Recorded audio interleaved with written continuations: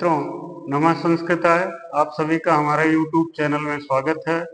इसके पूर्व के वीडियो में हम लोगों ने स्वर संधि के प्रकारों, दीर्घ संधि, गुण संधि, वृद्धि संधि, अयादि संधि, यण संधि और पूर्व रूप संधि की चर्चा कर ली है। आज हम आप लोगों से पर रूप संधि के बारे में चर्चा करेंगे। पर रूप जैसा कि नाम से ही स्पष्ट हो रहा है, पर का मतलब होता है बाद वाला, यानी कि बाद वाले के रूप का जैसा हो जाना। जो बाद वाला वर्ण है उसके जैसा ही हो जाना पर रूप संधि कही जाती है। पर रूप संधि का सूत्र होता है एंगी पर रूपम। अब इसको थोड़ा सा समझने के लिए हमको पूर्व सूत्रों से अनुवृत्ति लेनी पड़ेगी। तो पूर्व सूत्र है उपसर्गा धृति धातु। सूत्र से हम उपसर्ग की अनुवृत्ति ले लेंगे तो यहाँ हो जाएगा कि यदि उपसर्ग के बाद एंग आए तो उस उपसर्ग के अ को पररूप आदेश हो जाए। जैसा कि यहाँ मैंने एक आपको टेबल बनाया हुआ है। इस टेबल में मैंने लिखा हुआ कि पूर्व वर्ण। अभी मैंने आपको बताया कि उपसर्ग की अनुवृत्ति हम लेंगे, तो जब हम उपसर्ग की अनुवृत्ति लेंगे, कैसे उपसर्ग की? अवर्णांत उपसर्ग की। ऐसा उपसर्ग जिसके अंत में ह्रस्व अ वर्ण आया हुआ हो।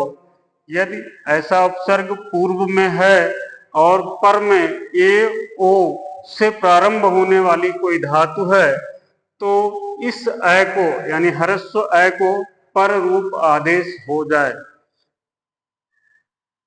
मित्रों, पर रूप आदेश का सीधा सा सूत्र एंगी पर रूपम है और उसकी व्याख्या जब हम करते हैं तो हो जाता है कि यदि अवर्णांत उपसर्ग के बाद ए और ओ से प्रारंभ होने वाली कोई धातु आए तो पूर्व में आने वाले ह्रस्व अ को ए और ओ आदेश हो जाता है। जैसा कि आप यहाँ नीचे सूत्र लिखा हुआ, सूत्र में देख रहे हैं कि प्र धन एजते। यहाँ आगे लिखा हुआ है प्र, अ हमने बाहर निकाल दिया ह्रस्व अ को, और उसके बाद एजते आ रहा है, यानी ए से प्रारंभ होने वाली धातु है एजते। तो एज जो धातु है इसके ए के पूर्व ह्रस्व आया हुआ है, तो इस ह्रस्व अ को ए आदेश होकर के बन गया प्रेजते। मित्रों, इस संधि के बहुत उदाहरण नहीं मिलते क्योंकि हमारे संस्कृत में 22 उपसर्गों की बात की गई है और उन 22 उपसर्गों में 3 या 4 उपसर्ग ही ऐसे हैं जो अवर्णांत हैं, तो इसलिए यहाँ पर उदाहरण आपको कम मिलेंगे। दूसरा उपसर्ग मैंने ले लिया अवर्णांत उप।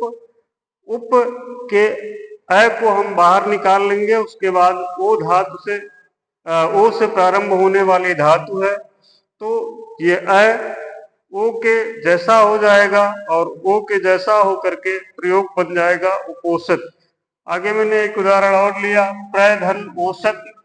प्र में से फिर हम अ निकाल लेंगे बाहर ह्रस्व अ को, और उसके बाद ऊष है, ऊष धातु है जो ओ से प्रारंभ होने वाली है, तो इसको मिला करके फिर हो जाता है प्रोषक।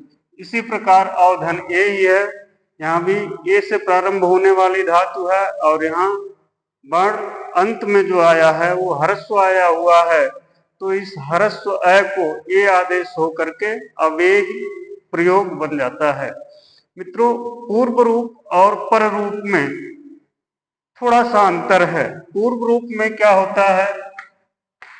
पूर्व रूप में ए और ओ पहले आते हैं और बाद में अ आता है और आदेश हो जाता है ए और ओ। यहां पर रूप में अ पहले आ जाता है ह्रस्व और इसके बाद ए और ओ आता है और आदेश वही ए और ओ हो जाता है। थोड़ा सा आपको पूर्व रूप और पर रूप में ध्यान रखना होगा कि पूर्व रूप में जब भी होगा पूर्व रूप संधि तो ए और ओ प्रारंभ में आएगा और उसके बाद ह्रस्व आएगा, और आदेश ए ओ होगा।